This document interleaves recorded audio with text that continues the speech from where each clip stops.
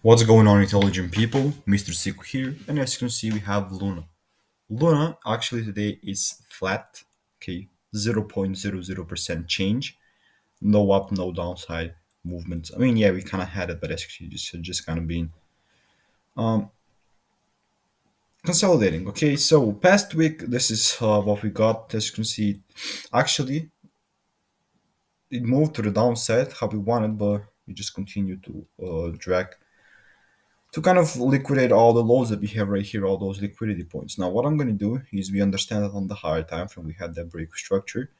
Now, the first time that we broke here, we already shifted our bias. So this is where it actually came in from, and this super extreme point, but we're not going to have that in our consideration.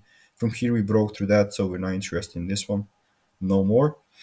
We could be deleting these, and I'm going to be marking up the lows that we could be absorbing in the near future in here. So these are the most the closest lows in our kind of range.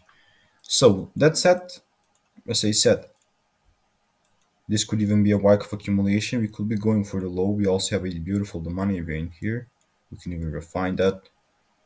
But overall, I believe something like this is going to be happening. Again, it's not the most precise thing. And as I said, I'm going to be using these. They like, for example, this tool. So overall, this is my prediction. Again, go ahead, check out the first link in the description.